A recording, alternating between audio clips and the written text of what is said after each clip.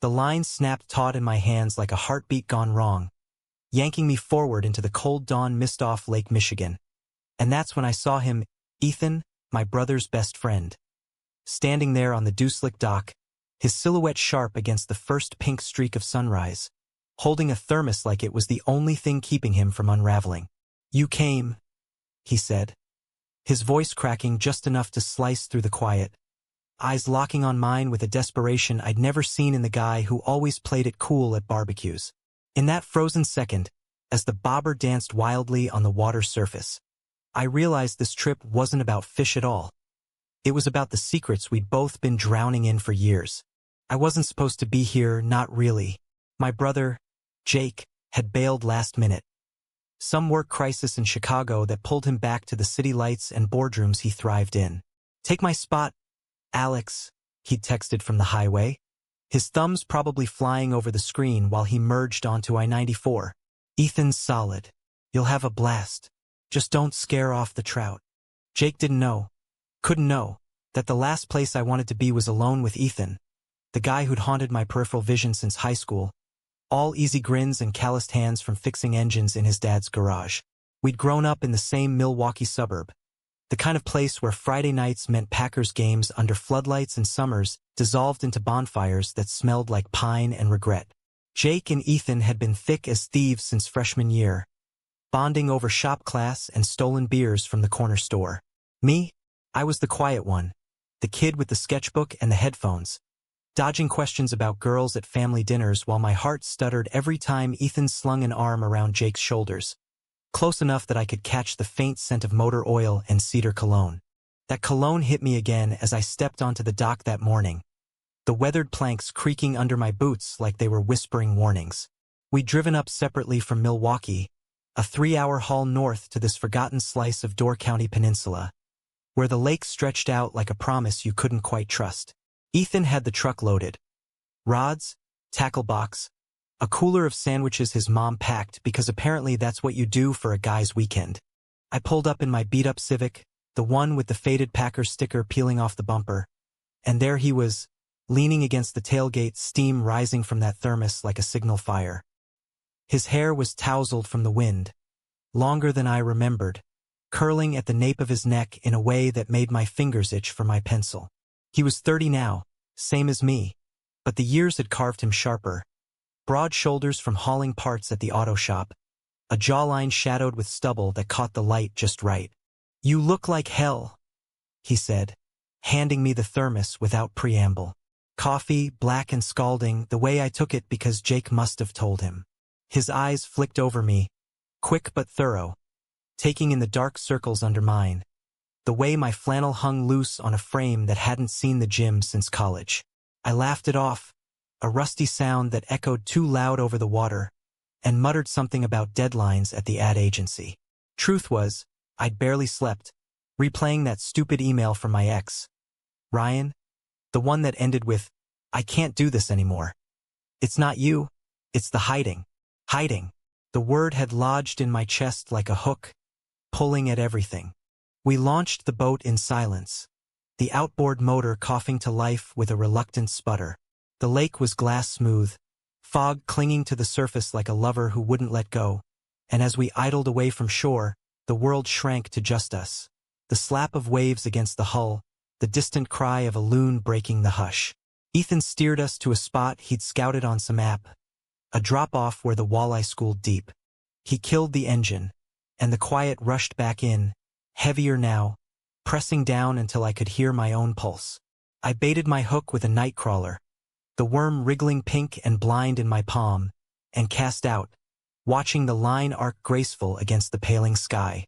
"So," he started, his voice low, like he was testing the water before diving in. "Jake says you're killing it in the city. Big campaigns, right? That one for the brewery. Saw it on a bus downtown." I nodded, reeling in slow, feeling the subtle tug of nothing much. Small talk, safe harbor. But Ethan's gaze lingered, not on the water, but on me, and I swear the air thickened with unspoken things. We'd never been alone like this, not without Jake's laughter buffering the edges. not without the buffer of crowds at tailgates or the hum of the garage radio. Here, on this borrowed boat with its scuffed benches and life jackets that smelled like mildew, it was just us.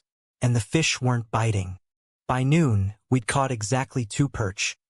Puny things that Ethan released with a gentle flick, muttering apologies to the lake gods. We ate lunch on a rocky outcrop. The boat beached on gravel that crunched underfoot. Turkey clubs on rye, chips that tasted like salt and freedom, and a 6-pack of linenkugels pulled from the cooler, condensation beating cold on the cans. The sun climbed high, burning off the mist, and for a while it felt almost normal. Ethan stretched out on a flat rock, arms behind his head, staring up at the clouds drifting lazy like they had nowhere better to be. "Remember that time Jake dared us to jump the creek behind the high school?" he said, a grin tugging at his mouth. "You chickened out, but then you drew that comic of him belly flopping into the mud. Funniest shit." I chuckled, leaning back on my elbows, the stone warm through my shirt. Yeah, well, someone had to immortalize his glory. Besides, I wasn't chickening. I was preserving the evidence. The memory bloomed vivid. 14 years old, the air thick with summer heat, Ethan shirtless and fearless, diving in like he owned the world. I'd watched from the bank, sketchpad forgotten, heart hammering not from the dare but from the way his laugh echoed off the trees. God, I'd crushed hard back then, the kind of quiet ache that shapes you without you knowing. It faded into friendship by proxy, buried under layers of normalcy. College, jobs, Ryan. But here, with the lake lapping soft at our feet, it stirred again, unbidden. Ethan rolled onto his side, propping his head on one hand, and the shift in his posture pulled me up short. His eyes, hazel flecked with green like the lake bottom, held mine steady. "Alex, you ever feel like life's just one long cast? You throw everything out there, wait for the bite, and half the time it's just weeds snagging you back." His voice was rough, edged with something raw, and I swallowed hard, the sandwich turning to lead in my gut. "All the time," I admitted, surprising myself. The words hung there, heavy as the humid air, and for a beat, neither of us moved. Then he sat up, knees drawn to his chest, and stared out at the water, where a bald eagle wheeled lazy circles against the blue. "Ethan, what's—" "Nothing," he cut in, too quick, scrubbing a hand over his face. "Forget it. Let's hit the water again. Perch aren't gonna fillet themselves." But as we pushed off from shore, the oars dipping rhythmic into the glassy surface, I couldn't shake the feeling that something had shifted beneath us, like the lake floor giving way to depths we weren't ready to plumb. The afternoon dragged into a golden haze, the sun dipping low enough to paint the waves in molten hues. We'd moved to a shallower cove, fly rods out now, casting for base amid the lily pads that bobbed like green lanterns. Ethan was a natural, his wrist snap fluid from years of practice, the line whispering through the air before settling soft on the surface. Me? I was all elbows and overthinking, my casts tangling more often than not. "Loosen up," he coached, coming up behind me on the bench, his chest brushing my back just enough to send a jolt through me. His hands closed over mine on the rod, guiding the motion, slow, deliberate, like he was teaching me to breathe. "Feel the rhythm. It's not about force. It's about trust." Trust. The word lodged in my throat as his breath warmed my ear, the cedar cologne wrapping around me like fog. I could feel the heat of him, solid and real, and for a wild second, I leaned back, letting the illusion hold. Then a fish struck, hard, thrashing, and the moment shattered. I reeled in a smallmouth, scales glinting silver in the light, and Ethan hooped, clapping my shoulder with a force that lingered. "Attaboy, that's how you do it." His hand stayed a beat too long, thumb brushing the nape of my neck, and I swear the world tilted. We grilled the catch that evening on a portable hibachi, the fire crackling orange against the encroaching dusk. The shore was ours alone, a crescent of sand fringed by birch trees that whispered in the breeze off the water. Stars pricked the sky early, sharper than city lights ever allowed, and we sat on driftwood logs, beers in hand, the base flaky and lemony on paper plates. Conversation flowed easier now, lubricated by the alcohol and the isolation. Stories of Jake's disastrous prom date, Ethan's first tattoo, a compass rose on his forearm, inked after his dad passed, pointing forever north.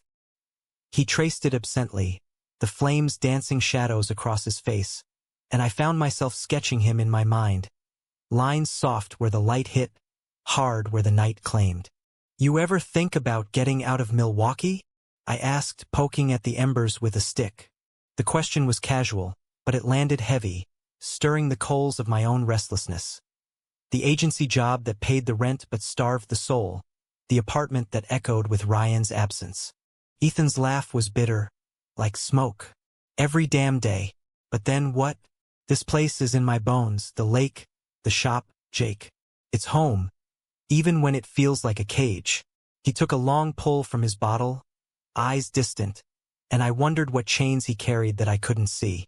We'd always painted him as the steady one, the rock Jake leaned on after Mom's cancer scare, the guy who fixed your carburetor without asking for a dime. But tonight, in the fire's glow, he looked frayed at the edges, like a rope worn thin from too many hauls. The silence stretched, companionable at first, then charged, the kind that hums with what-ifs. I set my plate aside, the lake's murmur filling the gap, and when I glanced over, Ethan was watching me. Not casual, not friendly, but with an intensity that pinned me in place. "Alex," he said, voice low as the waves. "Why'd you really come on this trip?" Jake bailing. "You could have said no." My heart stuttered, the hook from earlier morning twisting deeper. "I don't know. Maybe I needed the air. Or maybe." I trailed off, the words tangling like my fly line. "Maybe I needed you." But I didn't say it. Instead, I stood, brushing sand from my jeans, and nodded toward the tent we'd pitched earlier. A two-man dome that suddenly felt too small. "We should turn in. Dawn bites the best." He nodded, but as we zipped into the nylon cocoon, sleeping bags unrolled side by side, the space between us crackled like the dying fire outside. I lay there in the dark, listening to his breathing even out, the lake's lullaby doing nothing to quiet the storm in my chest. Sleep came fitful, dreams laced with water and whispers, and when I woke to the first gray light, Ethan was already up, silhouette hunched at the water's edge, skipping stones into the mist. 1, 2, 3 ripples spreading, overlapping, never quite touching. Day 2 dawned crisp, the kind of autumn chill that nips at your knuckles and promises change. We broke camp quick, coffee gulped black from mugs that steamed in the air, and launched before the sun crested the pines.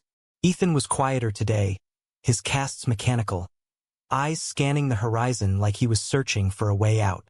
I matched his silence, the boat rocking gentle as we trolled for muskie, the big predators that lurked deep and struck without mercy. The lake had shifted overnight, winds picking up from the northwest, whipping whitecaps that slapped the hull, turning the water from mirror to mood. "Storms coming?" Ethan said around 10, squinting at the bruise-purple clouds banking the sky. He reeled in his line, movement sufficient, the easy grace from yesterday replaced by something taut.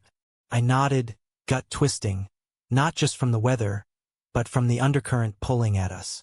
We'd skirted it all morning, dancing around the fire-lit almost confession, but it simmered now, ready to boil over. We made shore just as the first fat drops pelted the deck, hauling the boat up the bank with ropes that bit into our palms. The tent went up again in a frenzy, rain sheeting down like a curtain call, turning the sand to mud that sucked at our boots. Inside, we dripped dry, shoulders brushing in the cramped space, the patter on the nylon roof a relentless drum.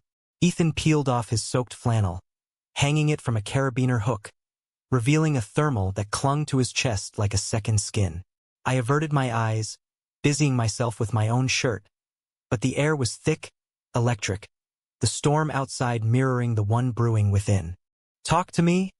I said finally, zipping my bag tight against the chill. We sat cross-legged on the floor, knees inches apart, the lantern casting our shadows long and tangled on the walls. "Last night, you said something about a cage. What's really going on, Ethan?" He exhaled slow, rubbing his neck, the compass tattoo flexing with the motion. For a long minute, he said nothing, just stared at his hands. Mechanic's hands, scarred and sure, until the words tumbled out like stones from a dam. Dad's shop. It's circling the drain. Debt's piling up since he died. And Jake's been floating me loans. But I can't keep taking handouts. And then there's...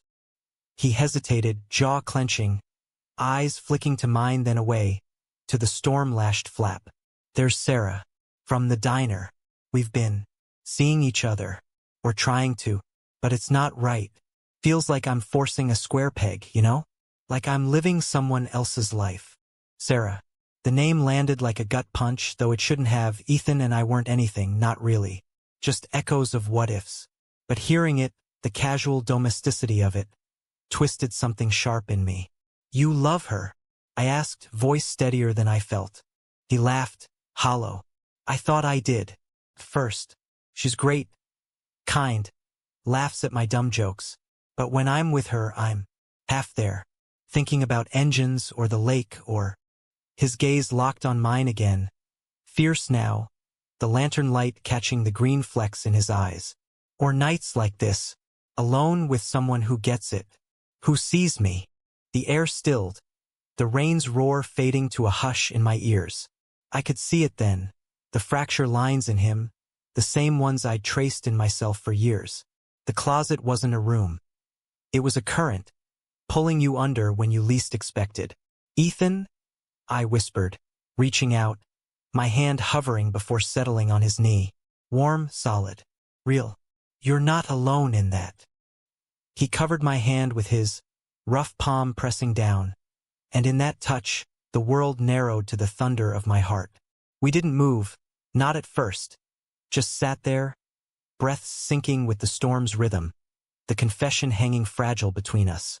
Then, slow as the lake's tide, he leaned in, forehead resting against mine, the scent of rain and cedar enveloping me. Alex, I've known since high school. That sketch you did of me after the creek jump? Found it in Jake's room once. Kept it. God, I've kept it. My breath caught, memories flooding.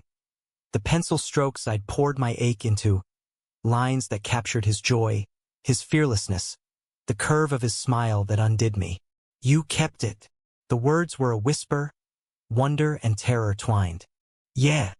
His voice broke, thumb tracing circles on my knuckles. And every time Jake talked about you, your art, your city life, I'd picture it, picture us. But Jake, he's family, and the town, you know how it is. Whispers, looks, I couldn't risk it. Betrayal flickered then, not sharp but insidious. The years lost to silence, the what-ifs drowned in fear. Jake, unwitting wedge between us, his straight-laced world a barrier we'd both tiptoed around. But under it, something purer. The ache of recognition, two boys grown into men, carrying the same hidden weight. We don't have to risk anything, I said, the lie tasting like rain on my tongue. We already were. The storm peaked outside, lightning cracking the sky like a whip, illuminating his face in stark relief. Vulnerable, beautiful, alive. He closed the distance, lips brushing mine tentative, a question wrapped in salt and need. I answered, pulling him closer, the kiss deepening like the lake's drop-off, pulling us under into currents we denied too long. It wasn't fire. It was flood, slow, inevitable, washing clean the years of pretense. His hands framed my face, calluses soft against my skin, and in that tent, with thunder shaking the earth, we found shore in each other. But peace is fleeting on open water. Dawn broke gray and sodden, the rain tapering to a drizzle that wept from the pines. We packed in quiet efficiency, touches lingering, a brush of fingers over coffee mugs, a shared glance that held volumes. The drive back south loomed, reality's hook setting deep. Ethan loaded the truck last, pausing at the tailgate, his back to me as he stared at the lake, now churned to slate under the wind. Last night, he started, turning eyes shadowed. It changes everything. Or nothing. I don't know. It changes what we let it, I replied, stepping close, the gravel crunching soft. But doubt gnawed, Jake's inevitable questions, the shop's debts, Sarah's diner smile, and me with my city escape hatch half open, Ryan's ghost still echoing. We hit the highway by noon, convoy style, his truck ahead, my Civic trailing like a shadow. The radio hummed country ballads about lost loves and dirt roads, but my mind replayed the tense warmth, the taste of confession. Halfway down the peninsula, my phone buzzed, Jake, calling shotgun on a post-trip beer. How'd it go? Catch anything worth bragging about? Perch and bass, I said, forcing levity. Ethan's a machine. You should have seen him in the storm. His laugh boomed through the speaker. That's my boy. Listen, man, I owe you. And hey, dinner at Mom's Sunday? Ethan's coming too. Family thing. The call ended, but the hook twisted. Family. The word swelled, encompassing us all. Jake's easy acceptance, Mom's quiet pride, the suburb's picket fence facade. Ethan and I pulled into Milwaukee as dusk fell, taillights blurring in the mist off the lakefront. He waited at the exit ramp, hazard lights flashing like a heartbeat, and when I pulled alongside, he rolled down his window, wind whipping his hair. Beer at mine? He asked, voice carrying over the rumble. Simple, loaded. I nodded, following him through the familiar streets, past the brewery smokestacks belching steam, the corner bar where we toasted high school graduations, the garage with its neon open sign flickering eternal. His place was above the shop, a loft apartment cluttered with tools and takeout boxes, the kind of bachelor pad that smelled like grease and possibility.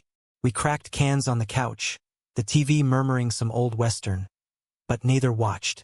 Conversations skirted the edges, work gripes, lake lore, until the silence won, pulling us under again. This time it was deliberate. His hand found mine across the cushions, lacing fingers like it was the most natural thing, and we talked. Not whispers in the dark, but daylight truths. He told me about the nights he'd lie awake, staring at my sketch taped inside his toolbox, wondering if I felt it too. I confessed the crushes, the distractions with Ryan that never quite fit because they weren't Ethan. Laughter mingled with tears, the kind that cleanse, and when he kissed me there, under the harsh kitchen light, it felt like coming home. But betrayal brews in the quiet hours. Sunday dinner at Mom's was roast chicken and apple pie, the dining room aglow with candles against the early winter chill. Jake dominated the table, regaling us with tales of his latest merger, oblivious to the undercurrent. The way Ethan's foot nudged mine under the table, the flush on my cheeks when our eyes met over mashed potatoes.